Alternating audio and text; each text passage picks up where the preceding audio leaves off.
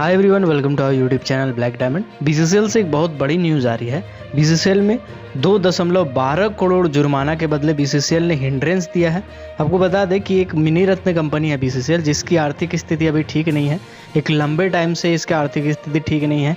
Payment के लिए भी बीसीसीएल को लोन लेना पड़ रहा है, ओवरड्राफ्ट करना पड़ रहा है। ऐसे सिचुएशन में एक लॉ है कि जो उसके अंदर आउटसोर्सिंग कंपनी संचालित होती है, उनका एक टारगेट दिया जाता है ओवरबर्डन का और कोयला का निकासी का। वो टारगेट अगर पूरा नहीं कर पाती है तो वो उस टारगेट को अचीव ना करने के चलते उस आउटसोर्सिंग कंपनी को रीज़न बताना पड़ता है। अगर रीज़न अनवैलिड रहता है तो उस कंडीशन में उस पर पेनल्टी लगता है, यानी 20% पेनल्टी का उसके ऊपर प्रावधान है। अगर 80% से अधिक प्रोडक्शन नहीं हो पाया तो 10% और 80% से कम प्रोडक्शन अगर करने पर 20% पेनल्टी का प्रावधान है। ऐसे में बीसीसीएल के कुसुंडा एरिया के अंदर संचालित जो एनआरडीई पेच में कोयला और ओवरबर्डन का निकासी का जो काम था, जो आउटसोर्सिंग कंपनी कर रही थी मैसर्स आरके ट्रांसपोर्ट, उसको मिला था। उसके वर्क शेड्यूल के मुताबिक आउटसोर्सिंग कंपनी को अप्रैल महीने में 5 लाख टन कोयला और 16 लाख क्यूबिक मीटर ओवरबर्डन की निकासी करनी थी, पर कंपनी ने उसकी जगह पे महज 34,530 टन कोयला और 7,82,830 क्यूबिक मीटर ओवरबर्डन की निकासी कर पाई है। यानी आउटसोर्सिंग कंपनी का जो टारगेट था उसमें महज 6.90% कोयला का और 48.92% ओवरबर्डन ही निकाल पाई है। यानी आधा से कम ही ओवरबर्डन का निकासी कर पाई है और 6.90% लगभग 7% के आसपास ही कोयला निकाल पाई है टारगेट का। और इस टारगेट ना अचीव करने के कारण जो पेनल्टी से बचने के लिए ये जो कंपनी है, उन्होंने कुल 771 घंटे का हिंड्रेंस लिया है। अगर इसको आप कैलकुलेट करेंगे तो लगभग 32-33 दिन के आसपास होगा। मतलब 33 दिन का हिंड्रेंस ली है कंपनी। आप सोच सकते हैं कि पूरा का पूरा महीने का वो हिंड्रेंस ले ली है, जिसमें ओवरबर्डन के लिए 365 घंटा और कोयला के लिए 406 घंटे का हिंड्रेंस शामिल है। माइनिंग के लिए जितने भी एक्सपर्ट हैं उनका ये कहना है कि हिंड्रेंस के घंटे का अगर हम पेनल्टी में बदलेंगे तो कम से कम कोयला उत्पादन के लिए 56.38 लाख रुपया और ओवरबर्डन का अगर कैलकुलेट करेंगे तो 1.55 करोड़ रुपया का पेनल्टी जो है आउटसोर्सिंग कंपनी को होना चाहिए। और कुल मिलाकर के जब हम जोड़ देंगे तो 2.12 करोड़ रुपये का पेनल्टी वसूल करना चाहिए, लेकिन वो वसूल नहीं हो पा रहा है। इसका जो मेजर कारण है वो ये है कि कंपनी उसको हिंड्रेंस दे रही है। मतलब 6,65,480 टन कम कोयला का उत्पादन की है, 8,17,170 क्यूबिक मीटर कम ओवरबर्डन का निकासी की है। फिर भी बीसीसीएल का जो मैनेजमेंट है इसके लिए आउटसोर्सिंग कंपनी को जिम्मेदार नहीं मान रही है।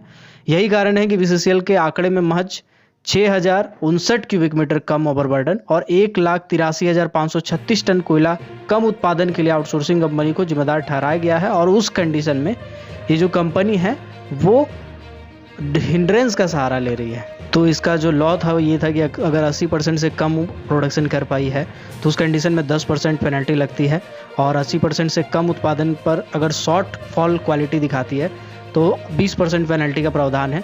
सोचिए आप कि 10% और 20% को कैलकुलेट करने के बाद 2.12 करोड़ रुपए का अगर जुर्माना लग जाएगा, तो अगर इसका प्रोडक्शन आउटसोर्सिंग कंपनी कर पाती तो बीसीसीएल को इससे कितना बेनिफिट होता। यही प्रोडक्शन नहीं होने के कारण बीसीसीएल को इसका एक बड़ा कारण कह सकते हैं कि बीसीसीएल इसके कारण भी घाटा में जा रही है।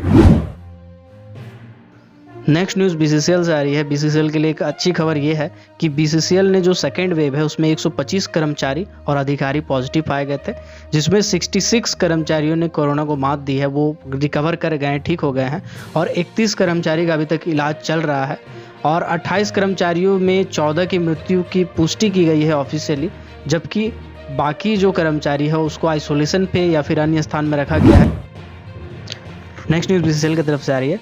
बीसीसीएल ने कोरोना की इस बीमारी को देखते हुए बच्चों के लिए सेंट्रल हॉस्पिटल में 25 बेड की आईसीयू बेड तैयार करने का निर्देश दिया है। 26 मई को जो मीटिंग बैठेगी बीसीसीएल बोर्ड की, उसमें आईसीयू वार्ड के निर्माण से संबंधित प्रस्ताव को पारित किया जाएगा। श्री सीएमडी श्री पीएम प्रसाद ने कहा है कि कोरोना से किसी कर्मचारी या बच्चे की मौत ना हो, इसके लिए कंपनी गंभीर है। कोरोना की संभावित तीसरी लहर को देखते हुए सेंट्रल अस्पताल में बच्चों के लिए अलग से 25 बेड का आईसीयू वार्ड बनाने की योजना है। संबंधित प्रस्ताव को आगामी बोर्ड मीटिंग में प्रस्तुत कर बोर्ड को मंजूरी के लिए आगे की कार्रवाई की जाएगी। उन्होंने ये भी कहा है कि कोरोना से लड़ाई से बीसीसीएल जिला प्रशासन के साथ हर तरह से सहयोग करने के लिए तैयार है। करंट का सिचुएशन ये है कि सेंट्रल अस्पताल में 50 आईसीयू का बेड उपलब्ध है, जिसमें 30 कोविड वार्ड है, 8 सर्जिकल आईसीयू है, 8 सीसीएम वार्ड है व 4 जो है वो सीसीयू वार्ड है। अस्पताल में टोटल 13 वेंटिलेटर है, जिसमें 10 कोविड वार्ड के आईसीयू और 3 हॉस्पिटल्स के सर्जिकल आईसीयू में है।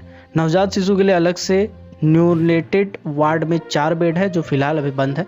आपको बता दें कि इससे पहले मैंने एक वीडियो बनाया था जिसमें मैंने बीसीसीएल के स्वास्थ्य कंडीशन मेडिकल फैसिलिटीज़ को उजागर किया था। वो वीडियो काफ़ी शेयर किया गया था और तो और कुछ लोकल अखबार ने भी इस चीज़ को प्रकाशित किया था। स्वास्थ्य विभाग को लेकर बीसीसीएल का जो कंडीशन है उसको अखबार में प्रकाशित किया था। उसके बाद बीसीसीएल ने ये डिसीजन लिया है।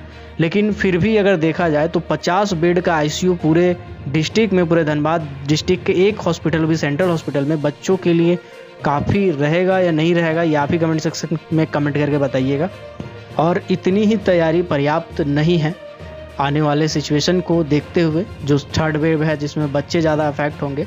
तो आप कल्पना कर सकते हैं कि 40,000 अगर कुल कर्मी हैं, 40,000 सिर्फ बीसीसीएल कर्मी हैं, तो उनका अगर 2 बच्चा करके भी अगर एवरेज आप जोड़िएगा तो 80,000 बच्चा के आसपास होगा। उसमें से अगर किसी को कुछ ऐसा कंडीशन आता है, भगवान न करे हो, लेकिन अगर वैसा कंडीशन होता है तो उसके लिए सिर्फ 25 आईसीयू बेड क्या पर्याप्त रहेगा? इस पर आप कमेंट सेक्शन में कमेंट करके ज़रूर बताइएगा, अपना सुझाव ज़रूर दीजिएगा। अगर आप ऐसे ही coal mining sector, metal mining sector और पावर सेक्टर से रिलेटेड हर छोटी बड़ी खबरों से अपडेट रहना चाहते हैं, वैकेंसी से अपडेट रहना चाहते हैं, तो हमारे चैनल ब्लैक डायमंड को जरूर सब्सक्राइब कीजिएगा और बेल आइकन को प्रेस कर दीजिएगा, ताकि जब भी मैं वीडियो डालूं नोटिफिकेशन सबसे पहले आप तक पहुंचे। Keep watching, keep supporting, till then, Jai Hind.